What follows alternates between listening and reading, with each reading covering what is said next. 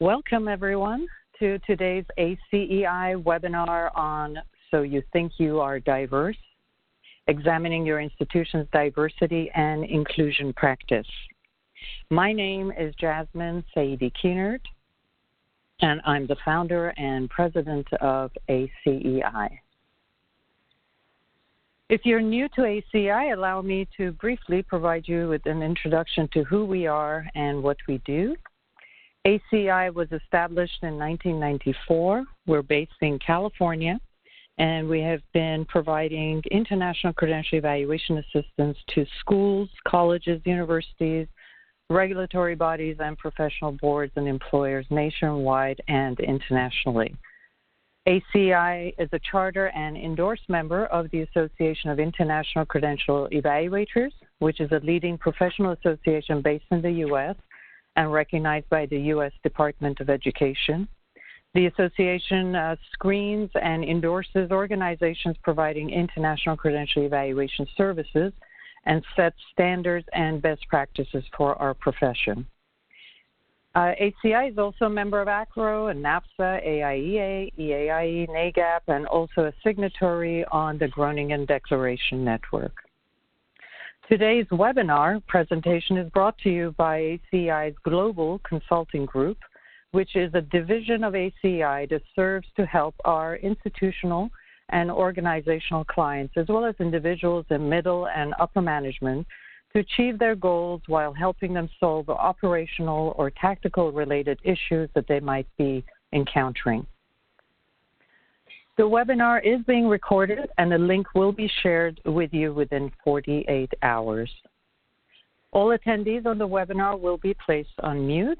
If you have any questions, please type them in the chat box appearing on your screen, and I will read them out to our presenter during our Q&A portion.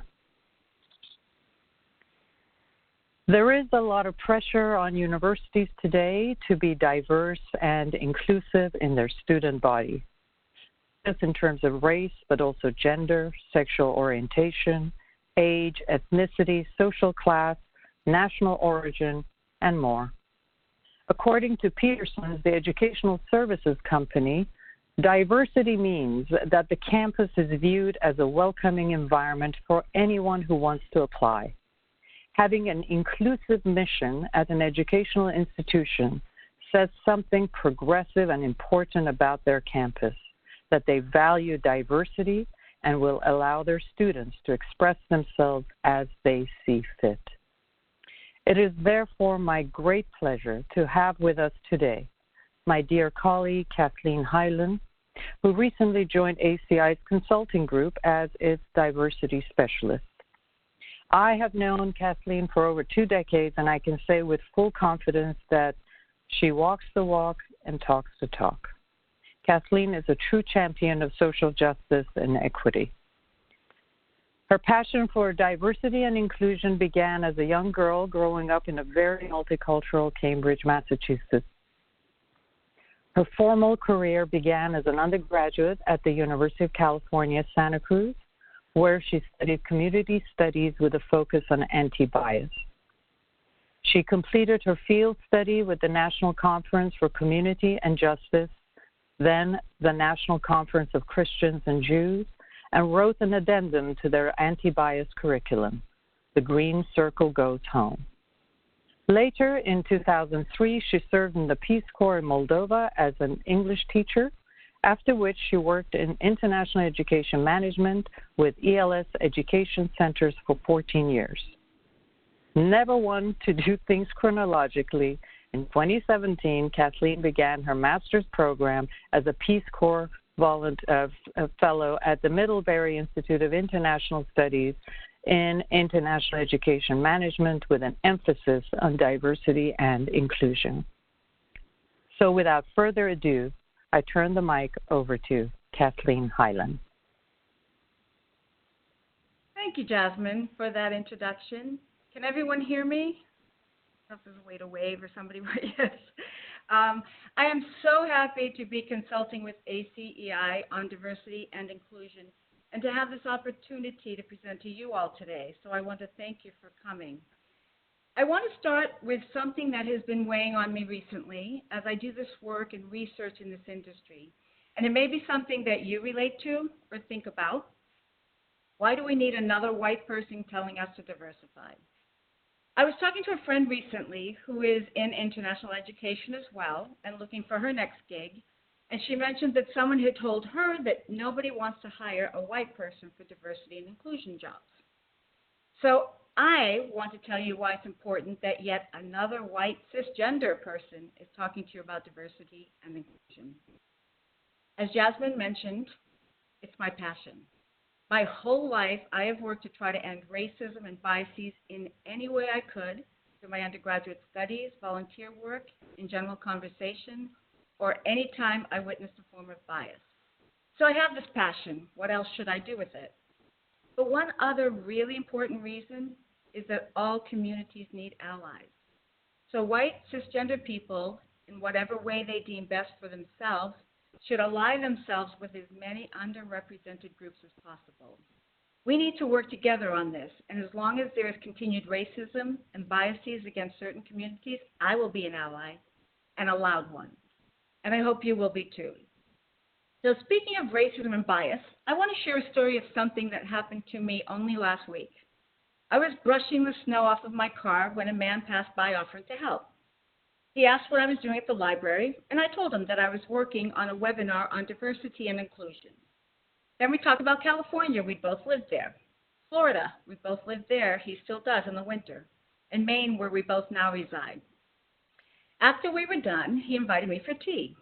He asked a lot of questions about me, including where I worked, and I mentioned that I just finished my master's in international education and that I was currently looking for full-time work. I said that someone had told me about a language school in the area, and he said, nobody wants to study languages and travel anymore. I do. So he asked where I was looking for work. I said all over the country, in fact, outside of the country. He stopped me and said, you need to be looking at the big companies. And I assumed he meant for diversity and inclusion jobs, because that's what we were talking about. But alas, I was wrong. He proceeded to tell me that nobody wants this diversity and inclusion crap, and that is ruining the country. He carried on about how we have too many immigrants and the left is brainwashing people, at which point I interrupted and said, I am the left, to which he replied that he knew, so he was just trying to set me straight and give me good advice. At one point I gave up and I said that if we couldn't have a civil conversation about this, then I would leave. I am always willing to discuss differences in opinion, and I think it's really important to do so, but not if the other person is rude or doesn't have an open mind. Again, he went on about how I'd been brainwashed by the left, at which point I said, you know, this tea is good, but not that good. I'm leaving. So in telling the story, first of all, I don't want to imply that only the left is working on diversity and inclusion. It was just the reality of my situation. And I do hope that we have people from all sides of the political spectrum here. So clearly we have a lot of work to do, so let's dive into the presentation now. I do want to start by saying that I don't know what institutions are represented here, so I speak a lot of universities, and I think most of you either work with universities or for a university. But even if you're a company or a high school or something else, please know that I'm also referring to you in most of the cases. By the way, I also don't know if other countries are represented here, so please excuse my USA-centered presentation. I certainly don't want to make anyone feel left out on a discussion on diversity. So let's get to the definitions. Jasmine gave a definition. I'm just going to give one that I found on the Society for Human Resources Management website that I liked. Diversity refers to the traits and characteristics that make people unique, while inclusion refers to the behaviors and social norms that ensure people feel welcomed. Now, I was going to ask you all to write in the chat box, just list some of the kinds of variations of diversity that you think of. I know Jasmine mentioned some before. Does anybody want to just kind of list the usual? I know we have religion, we've got political studies, international. Anyone want to type anything in there? No? Okay. Okay. So we're clear that diversity basically includes but is not limited to gender, race, religion, sexual orientation, age, disability, etc. So why does any organization need to diversify? The numbers for starters. There are over 45 million immigrants in the U.S. today, and they are going to our schools and our universities and working in our businesses. And if you represent a university, there are currently over 1 million international students in the U.S. So the numbers themselves demonstrate the need. We live in a global world, especially where business is concerned, and that business includes education. There is no denying that America, in fact, most of the world, is becoming more and more heterogeneous. Well, the world by nature is heterogeneous, but more and more countries are becoming diverse. And I don't think any of us here would deny this. One need only look at the political climate in many countries to see that there are culture clashes. We do this work in order to end the hatred and animosity towards people who are different from ourselves and to create a more interesting society. That may be our motivation. So how do we convince our institutions and companies and universities of this? A Harvard Business Review article states that diversity unlocks innovation and drives market growth. It goes on to cite a study that looks at inherent and acquired diversity. And I won't go into detail, but basically, the more you have of each, the more likely you have outside-the-box thinking and ideas. And finally, let's face it, diversity is cool. Actually, I just couldn't get rid of that circle there, so I had to put something in. But I do think diversity is cool. Okay. So, moving on. Sorry, I'm doing two things at once here. How are institutions currently diversifying? Well, most universities and colleges are working on diversifying their student body. They're doing so through mission statements. Some even have faculty create and sign diversity statements, and many are succeeding. Fewer are succeeding where faculty are concerned, however. 73.2% of university faculty are white. So clearly we need to diverse our faculty, if not all of our staff, because I don't have those statistics, but I would say we need to diversify faculty and staff. For starters, having a more diverse faculty will attract more diverse students, as they will feel represented at your institution. In addition, faculty from varied backgrounds bring unique experiences to the classroom. This exposes students to an array of cultures, ideas, and different ways of problem solving. Remember that we are preparing students for their futures and careers, and that world of business or education or art, etc. they face is increasingly diverse. So international recruitment. A lot of universities work with international recruiters to attract students, and they have an office specifically for them, such as the International Scholars and Student Services Office or your International Center. Some have global offices which do outreach and attend college recruitment fairs overseas, and these are all really great and should continue being used to recruit diverse students. Integration efforts for underrepresented students. Some universities have directors who are responsible for reaching out to underrepresented students in the States. Once they are here on the campus, that is, there are campus organizations that offer support for students, which also helps to attract students, and these include safe spaces, clubs for various cultural, ethnic, and religious groups, etc. African American Club, Asian Club, LGBTQ, for example. Some universities now have offices of multicultural affairs that offer support for various segments of the student population, such as undocumented students. They create and regulate anti-bias policies. These tie in with the integration efforts I just spoke about. I wanted to give you some examples of a couple of universities, what they're doing, because it's actually really fascinating. It's not on the slide, but Michigan State University is part of a new research alliance funded by the National Science Foundation. It's a $10 million grant for a program called a National Alliance for Inclusive and Diverse STEM Faculty.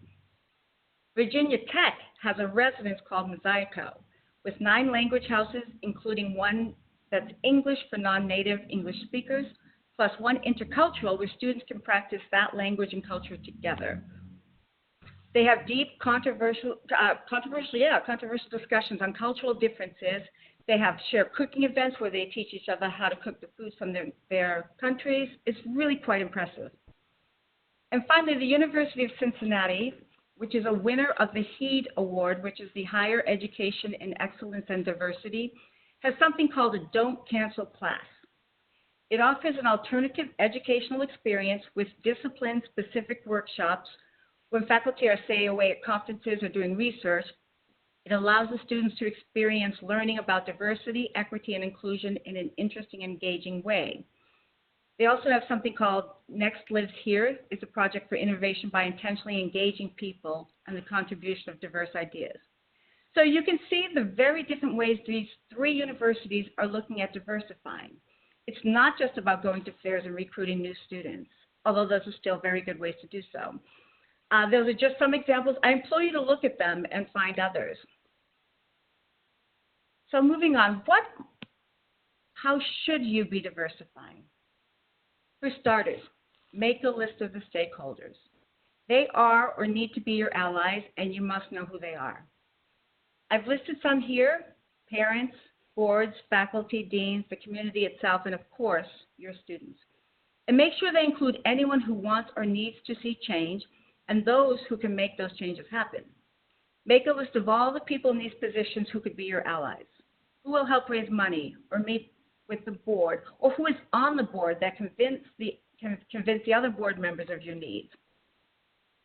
Another valuable list is one that includes important relationships, organizations that can help you in your effort. There are some examples listed here. These don't need to be in your immediate community, but you should start there. So historically Black colleges and universities, or HBCUs, local institutions and businesses. Identify some local businesses that can help you find the students and faculty that you want to reach. I would start with those you know are friendly to your cause. We don't always know that, so start with places that say hang the pride flag, or have a safe space, or hatred has no place here sign in the window. While the pride flag reflects the LGBTQ community, it is safe to say that if a business is supportive of that community, they are usually on your side of the court where all diversity comes in. And you never know who has the contacts you need. Clubs like the Rotary Club and the Lions Club usually have excellent connections. And because they know they're a bit outdated, they've been trying to find new ways to help communities. So give them a way, your way. The Chamber of Commerce has community fairs where you can set up a table to recruit from or meet other businesses through. Again, these are just some suggestions and often forgotten ones. The main goal here is to build relationships. Again, not all will be in your immediate sphere. In fact, many won't. The HBCUs are mostly on the East Coast and in the South. But have your list and make sure it keeps growing. Now, you will need to have the people or a person who can build and maintain those relationships.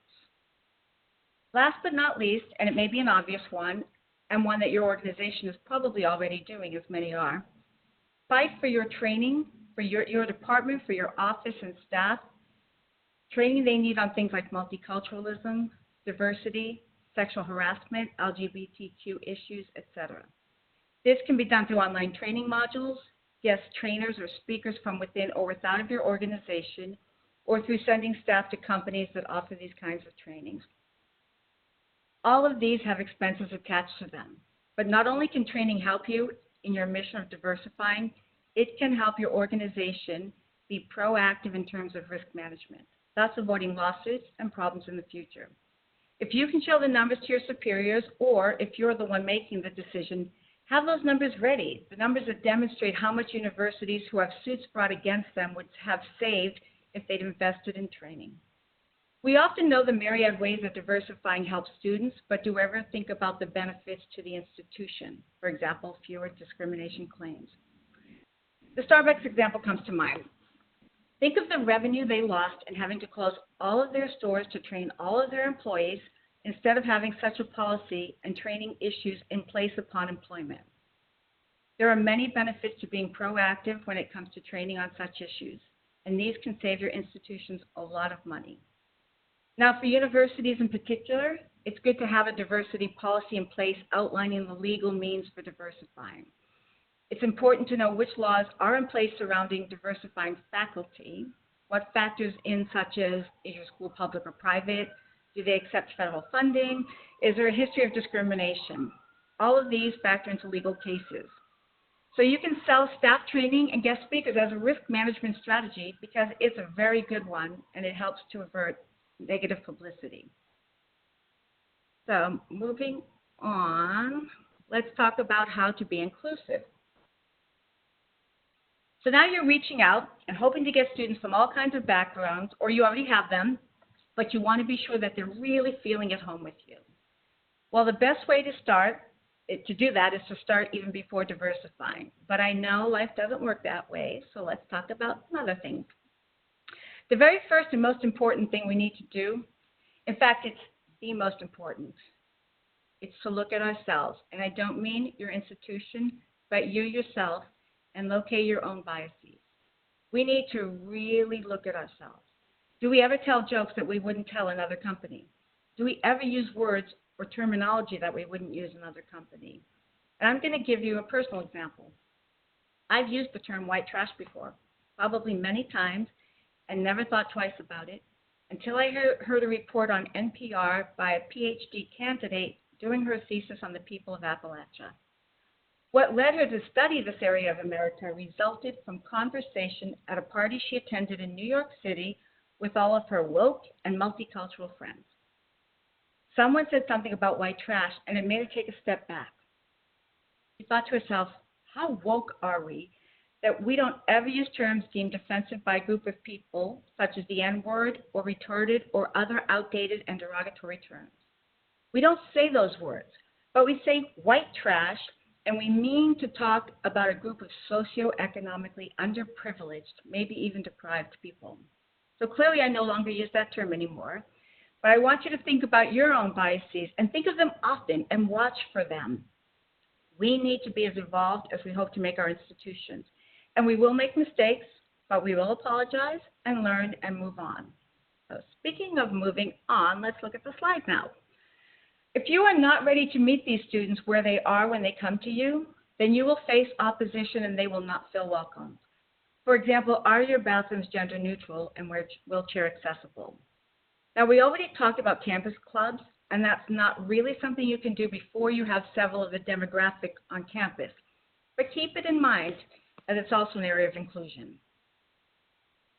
Other things are simple. Sorry, something popped up on my screen there. Other things are simple. Simple things like, does your staff have a list of local places of worship for all religions so that when a student comes to ask where the local mosque or temple or Baptist church is, you know where to send them? Do you have a list of doctors that speak their language if they're not from here, or even if they're from here? Do you have a prayer room? This is a good thing to have if you have Muslim students, and of course the space for it. Now at ELS where I worked, we used to put a note on the door with the times that we closed off a classroom that was empty anyway for prayer.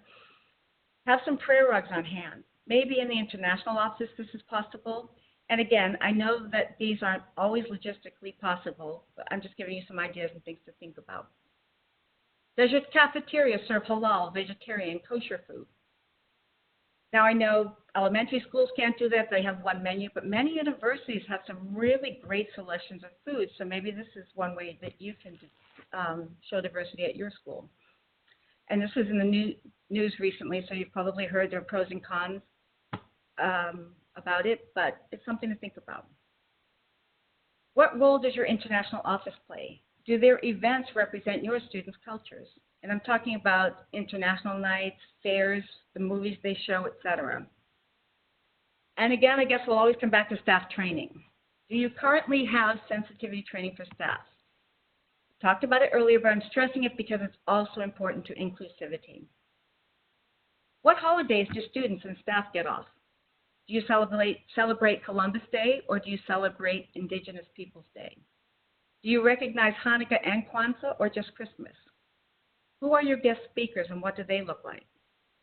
Does your arts department show arts from other cultures like dances and music and artwork and so on? It's also a good idea to represent cultures not yet present on your campus. It's a great way to show how absolutely unique and fabulous various cultures are. So get involved with your arts department if you can. Now the last one is harder, as it takes buy-in from a lot of departments and people, but it might just be the most important. Do the courses taught reflect the cultures of your students? Is the curriculum all one-sided in its presentation of what is called factual? Do your literature courses teach literature from various cultures? Another thing to watch for if you are a professor or leading orientations or groups of any kind, make sure that you aren't asking your students to speak for all the people of their color or their religion or for all LGBTQ people. This puts an onus on students that they do not need, deserve, nor often want. You certainly want to include their opinions and get their perspective. It's really important. But don't always turn to them when a question comes up about Black people or Latinx people or transgender people. Now, what are we subtly teaching? I don't know if any of you have read the book Waking Up White, but the author Debbie Irving opens with a story of her asking her mother what had happened to all the Indians she was seeing in a mural at her local library. Her mother responded, "Oh, those poor Indians. They drank too much alcohol, and then they became dangerous." And Debbie goes on to deconstruct all the sometimes blatant messages, as her mother's was, that she received about Indians and how that informed her understanding of her own group of people who could drink alcohol, and did, but never got violent. I'm going to give you a personal example now. For my practicum at Middlebury, I was working at the Council of International Education Exchange, or CIEE, in Portland, Maine. And I was working with our Belgian office to create a short-term faculty-led program that traced the historical sites from the two world wars, beginning in Belgium and ending in France. And we were having a hard time finding a last activity or landmark to fill a penultimate day. So I sat back and tried to think of what I'd seen when I was in Belgium. And aside from chocolate and beer, there were lots of lace stores. I did some Googling and discovered that, lo and behold, lace factored into World War I greatly. But my first reactionary thought was, guys are not going to want to go to a lace factory. Now, there are three biases shown here. First is that only or mostly men are interested in the historical study abroad course. My second was that men aren't interested in lace. And finally, the third, it's been so ingrained in my mind from how I learned about the history of those wars that it's all about the soldiers, the men, and that women weren't a part of history. That was the subtle message I received in my formative years of education.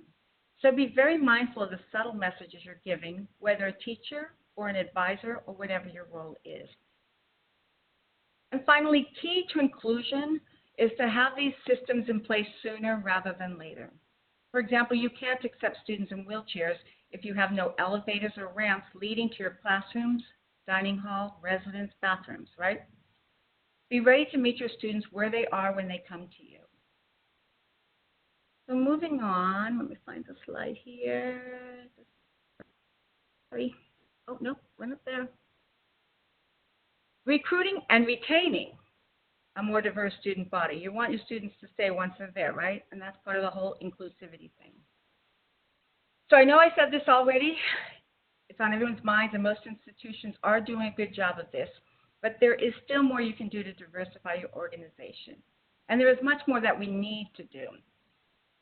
So there are two really big challenges that I hear about and I think about, and we're all aware of. The budget. It's the biggest problem in some organizations. I'm not going to go into detail on these in this presentation, but remember what we said about being proactive and risk management. Factor that into your budget meetings. The second one that I hear about a lot is, and I think about a lot, there are just some institutions whose community is predominantly white. Think back to what we talked about earlier in terms of reaching outside of your community, the HBCUs, for example. Some others are the NAACP, National Association for Multicultural Education, LGBTQ organizations, the National Congress of American Indians, and as Jasmine mentioned in my history, NCCJ, formerly the National Conference of Christians and Jews. These are examples of some national organizations that can help you locally. Now, other things you can do up front to recruit a more diverse student body. This first one seems obvious, but make sure that your social media, where most students go for their information nowadays, right, reflects your diversity. I was looking into an organization to see what their diversity statement was, and they had one. It was right in their mission statement. And the pictures of students on their website reflected this. They had different skin colors, different looks. They looked very diverse. Now, to be fair to the organization, they relied on their university partners to fulfill this mission. But I went to the Facebook page, and every single review was from a white student, except one from a Latinx student. So clearly, either the university aren't doing their part, or the organization isn't making sure that that's reflected on their social media. And I know oftentimes companies and organizations use my pictures and aren't necessarily reflecting their real students. But so you want to make it match what your real student body is. So look at your representation on social media and make sure that it's not only reflecting how happy your students are, but how diverse they are. Marketing. Okay, it's another obvious one, and I'm not a marketing person, and your organization probably paid professionals or have a professional on site, but make sure that you or they, if you're trying to reach a certain group of students or customers, ensure that your marketing is authentic. I watched a wonderful example of this on YouTube that you can find yourself. It's a video for Wells Fargo. They had a plan to advertise to the LGBTQ community, and they demonstrated beautifully the evolution that campaign took and how it succeeded because it was authentic. I don't know if anyone saw recently, I just saw it yesterday, Pantene is using the transgender community as models in their advertising now. I've only seen the initial promo, so I don't know how authentic it is, but they are certainly making a point to reflect that all people are beautiful. So even companies are recognizing this need to show diversity. In fact, I'm going to take a brief break from my script and talk to you about something that happened to me just this morning. So I woke up to get ready, and my computer wasn't charging. Fortunately, I'm not in Maine, because if I were, I wouldn't be talking to you today. But I'm in Boston, and there's a Microsoft store right down the street. So I ran on down, and they were just opening up, and this young man said he'd take me, even though I didn't have an appointment, to help me figure out what was wrong with my computer. And it was my cord. It wasn't working. So I said, I really need this done. I'm having this presentation today. Oh, what's it on? And I said, diversity and inclusion. So after he'd given me the new cord, he said, tell me more about the presentation, because Microsoft is really into diversity and inclusion. And I looked around. There were, I think, 6 employees. They had, there was one white guy. This guy was Ethiopian. There was a non-conforming gender person, a woman in a wheelchair, and an Asian woman. And it was really, really impressive to see. So companies are doing this as well and recognizing the importance of it. Now, concerning marketing or advertising for faculty, there is pushback on diversity, as you all know. And a lot of it is asking if we are sacrificing academic excellence for diversity. One study I read recommends that specific targets and numerical goals should be avoided. I apologize if you can hear those engines. I say remember that the larger the applicant pool, the greater the possibility of getting qualified and diverse staff. So let's talk a bit now about student retention.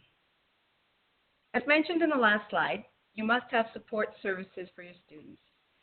Your international offices will often take care of the international students, and the clubs mentioned before will most likely be or have been started by students.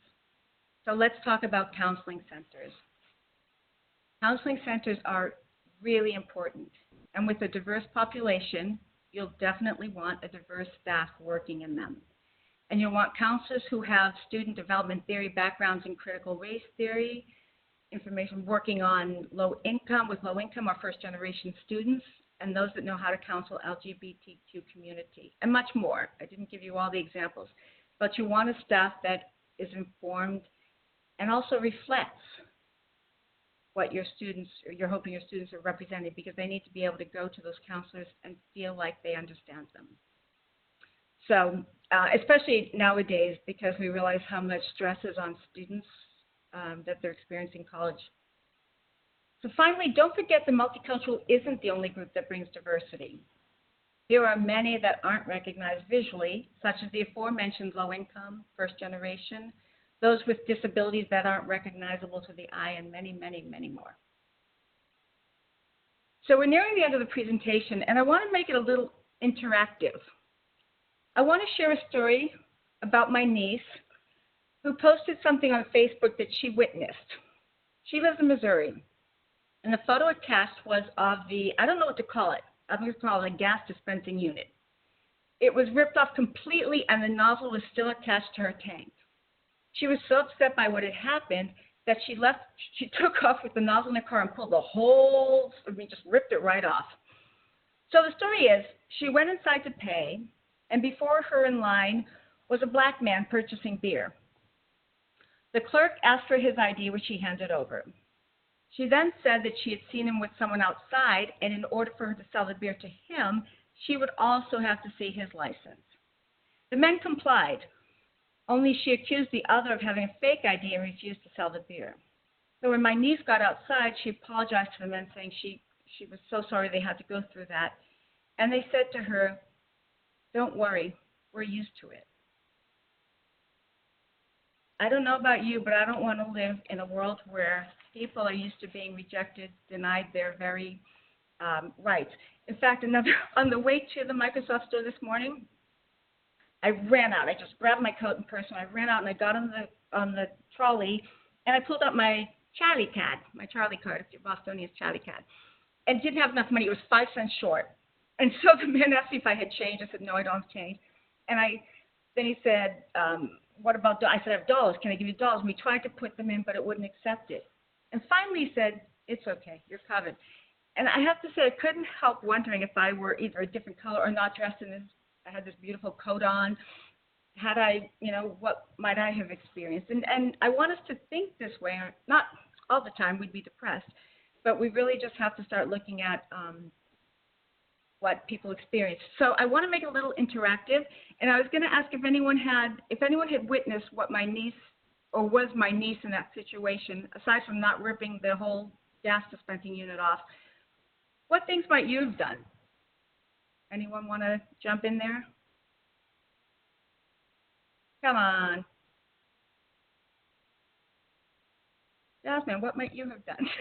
Put you on the spot. Well, so the question that Kathleen is asking is if we could maybe use the next few minutes to just pose some personal experiences that we may have had, some personal interactions or observations where we have seen either egregious or sometimes some acts are done so unconsciously. People have become so programmed socially to behave in such a way. But if we become aware of these actions, if we are awakening to those actions and reactions, we become more cognizant.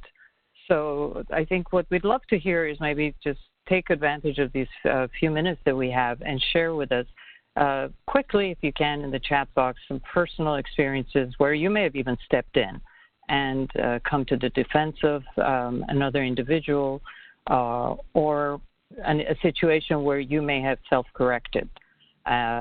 Something may have come up for yourself and you may have paused and thought this over.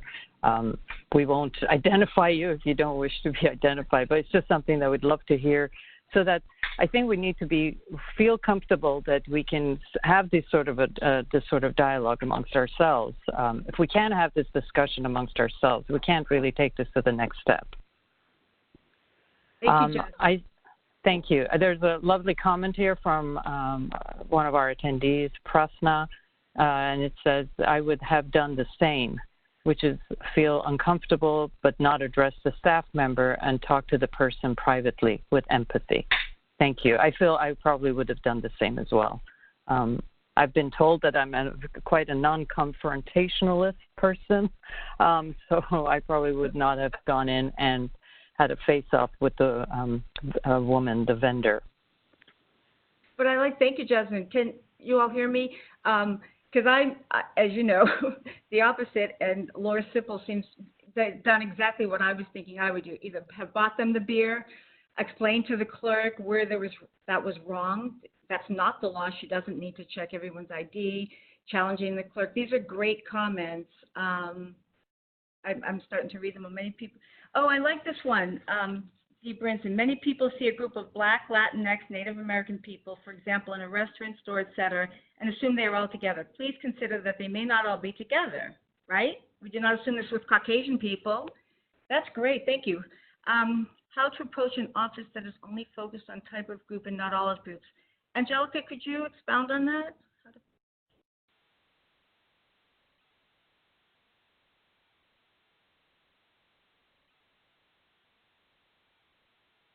I don't know if you're typing. Angelica?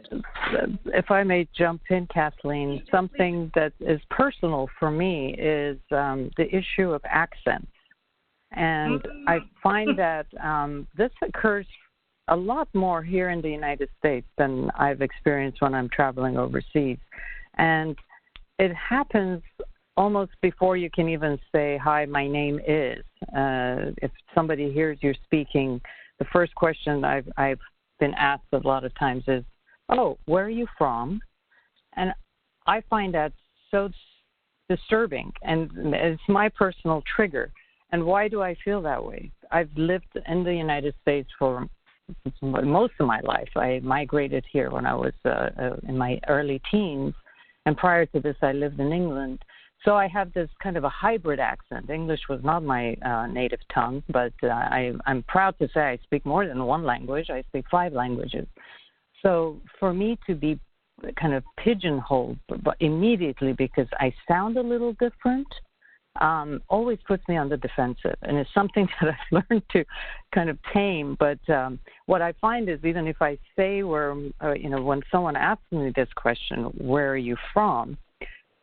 I take immediate offense to it because I'm thinking, why are you asking me this? Because I sound different and you're trying to put me in a box.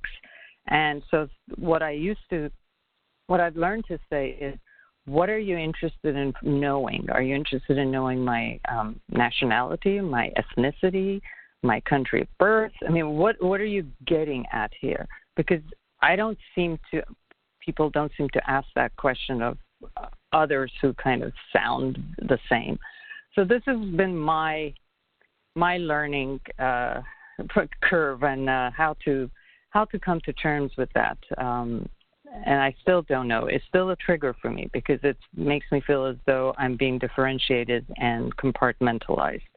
And, after 50 decades or so of being on this planet, this is something that still triggers me personally. So I'd love to hear comments from others as to how would you address this if you were in my shoes, because I love to learn. Thank you, Jess. I'm going to let Jasmine take over this person because I think there's a different way she has access to the questions and I don't, right, Jasmine? Yes. It's popping up but disappearing. Well, let's see. Is that the case? I see a box pop up with a question or a statement. Well, there's some statements that I'd be happy to read for you. I have one from one of our attendees who says, I have been the person denied or shunned because of my skin color. I counter it with a smile and question that makes the offender clarify their question or perspective, very similar to Jasmine's. Thank you for that. Another says, let's see. Yes, another colleague says, oh my gosh, you're right on about the accent. I think a lot of us feel it is a touchy, sensitive thing because I sometimes, again, I feel as though we're in a counseling session here, but I'll share. I find that a lot of times when this question is asked, what I love to hear is after I offer an answer saying, well, I'm half Iranian, half Armenian, is for the person who asked me the question to be really gracious with the continuation of the conversation. What I find is as soon as I find out, the response is, oh, okay, and the conversation ends. And that's where it gets very offensive.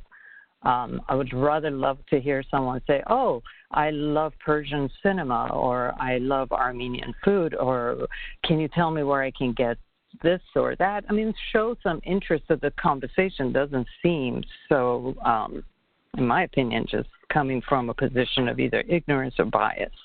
So I'd love to see the conversation continue.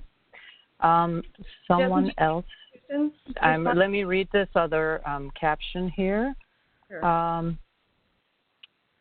DEI initiatives on campuses seem to be generally focused on domestic students of color, not as much on international students. The support structures tend to be in different locations, international student services versus student affairs, etc.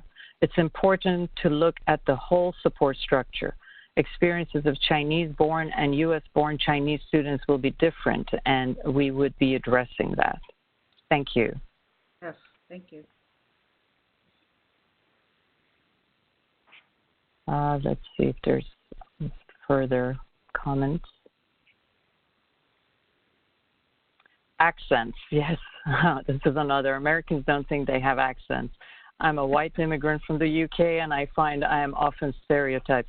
Oh, Gavin, I know. When I first arrived, I went to boarding school in England, and my freshman year was at the U.S. university, and I remember coming out of the cafeteria, and the first question someone asked me was, what is for dinner? You know, what was for dinner? And my response was to say, oh, we had tomato soup.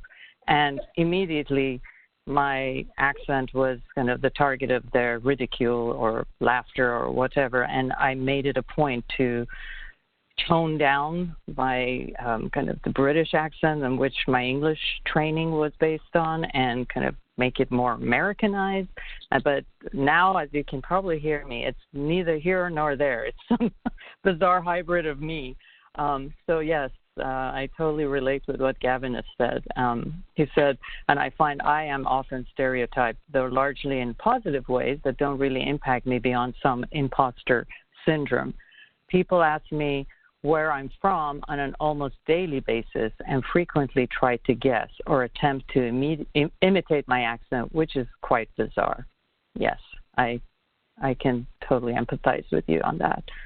Another colleague says, I find that accent usually is curiosity.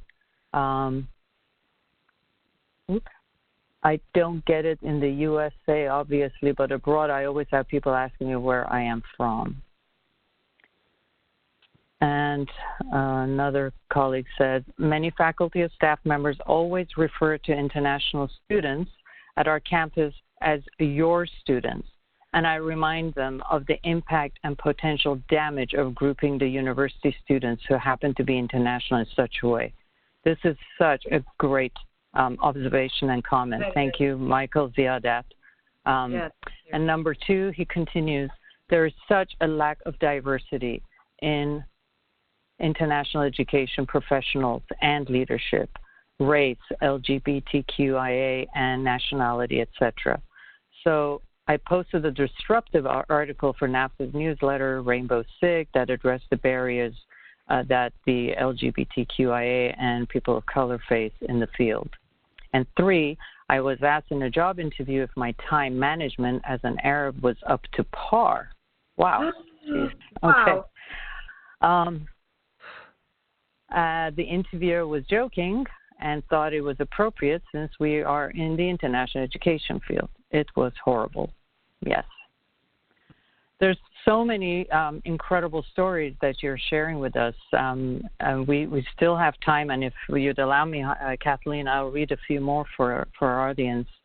Yes, please. Another colleague, and they're great. Another colleague is sharing, I have heard a story that a mother and son in dark skin in Asian country were shopping. Asian people talked about them in their language that was negative about them, thinking they would not understand. But the mother and her son were fluent in that Asian language.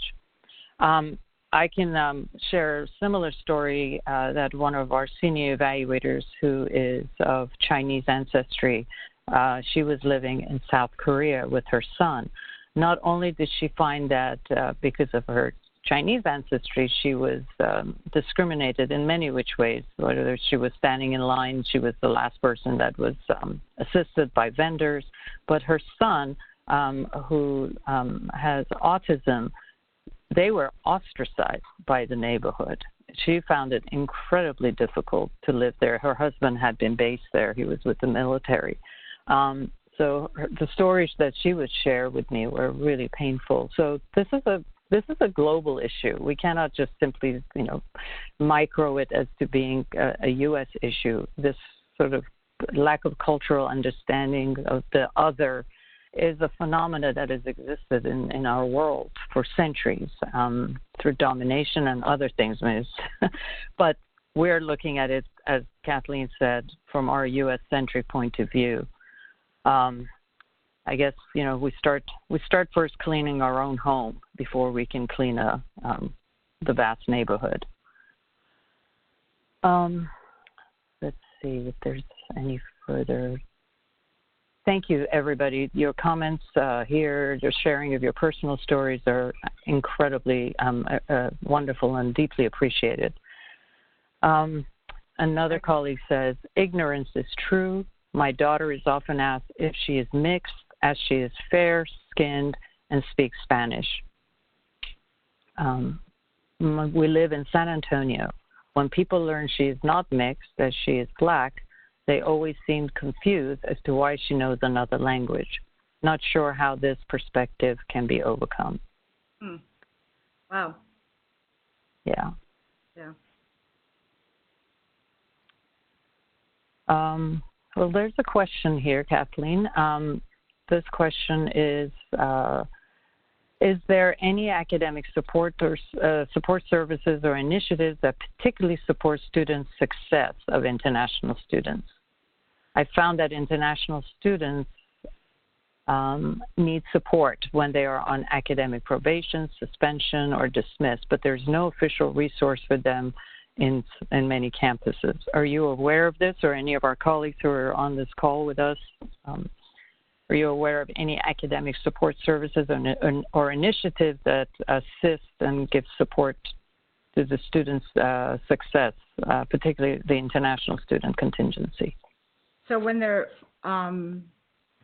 you're talking about when they're... Yeah, when they're facing with some of the difficult challenges, such as being placed on probation or suspension or possible dismissal. That's right, the probation or suspension. I'm trying to think back, sorry, I was trying to think back to ELS. I mean, I supported my students, but that's not a university setting. And I don't know the answer. I like that you, Jasmine, opened it up to the other colleagues. Does anyone out there have an answer? I don't know if they could just type it in. That's a great question, though. Jasmine, would you record that for us so we can look into it, too? Yes. Everything that we are discussing today in this webinar will be part of the recording. So, yeah, and our notes, I'm keeping a look on the notes to see. Perfect. Just such brilliant, I wish I could read everything. We're kind of getting close to the end of our time, but we do have 6 minutes. Student success, there's a response of international students. It's actually a diversity, equity, and inclusion issue. Unfortunately, this issue is not often viewed with the DEI perspective. So the same person who asked this question is saying that it's something that is missing. Are we talking still about probation? Yes, exactly. Yeah, just that kind of support. Thank you for bringing that up. I'd never even thought of it. May I comment on one of the things I see here from Norma? It's not a question, but she said when we witness discrimination and we are in a position of privilege, we need to speak up to injustice. Simply showing empathy is not enough to make change. I find that interesting, and the reason it caught my eye, aside from the fact that it's the one right here in front of me, is that that's how I felt with my niece. I thought immediately of the things I would do. And then I had to step back and realize, she's super young, but even at her age, I would have done what I would do now. But she's a different position from me. So, Norma, I agree with you, but I think part of this is teaching people how to respond to those things, not just empathize, but speak out, like you said. But we have to consider the personalities. And it's kind of like, Jasmine, when you were talking about your accent, Susan wrote and said, how would you like to hear the question asked that's not offensive for people who just want to get to know you? So it's just showing to me how absolutely fascinating and multi-level this discussion is. So these are great comments and thoughts. I just wanted to bring that one up because I actually felt the same way. I felt immediately, what would I have done? Why didn't she do this? And I realized, oh, she is so shy. She is not you, Kathleen. Mm-hmm. So thank you for that comment, Norma and Susan, for responding to Jasmine's. Jasmine, I don't know what else you have there. We have 4 minutes. Well, we have about 4 minutes left. Again, we still have a little time for any further questions and answers. I'm still thinking about how would I want. I actually would just like people to let's have a conversation. Let's talk about if I'm waiting for my flight, where are you headed? Are you from LA or are you going to New York? I mean, let's start the conversation like that. And one's origins will organically reveal themselves in a conversation. It does not have to be an interrogation. When someone asks, where's your accent from or where are you from? It feels a little bit more like I'm being interrogated than someone who's just deeply or genuinely interested in just having a normal conversation. That's how it is. And this is something that I just don't ask people. We just have conversations. And somewhere in there I may find out that they're from Nigeria or they may be from Peru, but it doesn't matter. And then I may say, oh, I remember I went to Lima several years ago. I had a lovely time. I went here, there. I find something. Or I love soccer, so I will always have a common language with people when it comes to soccer. So I just find there's other ways of having a conversation started than just right off the bat asking someone, where are you from? So that's me personally. Well, thank you. Thank you so much, Kathleen, for this informative presentation and the engagement that we brought about. It really warms my heart to have had this. I wish we had more time. You have given me and our attendees, all of you have given me and us, I believe, just much to think about and so much to learn. Please, let's keep this dialogue moving. If you have any questions for us, you will find that we have our contact information coming up. Kathleen, can you move the slide, or is it? Sure. There it is. Summary, which are basically what you know. You moved it. Yeah. Yeah. I don't. There you go. I'll let you take control of that. Okay, you're going straight to question and answer. Yeah, we're past our Q&A. Summary was just going to be the stuff we discussed, so that's fine. Thank you. I want to reiterate what Jasmine said. This end of the kind of a dialogue and question and answer. It was more of a dialogue. Well, just the two of us because we can't hear everyone. But thank you, all of you who submitted questions and responses and experiences, because this is so important. And like Jasmine, I wish we had more time for this. So I do too. And as I mentioned, we will provide you with a recording of this webinar within about 48 hours. That's how long it takes for this platform to have it available. And if your institution is interested in examining its current diversity practices and explore new and innovative methods to enhance existing models, please let us know. We're here to help you and, provide you with the assistance that you need. We do need to have a good support team that understands and is willing to explore and has an open mind. So thank you, everybody. Thank you so much, Kathleen. Thank you, dear friends, for being with us today. Have a wonderful day and happy holidays. Oh, yes. And stay tuned. Okay. Thank you so much. Thank you. Bye. Bye-bye.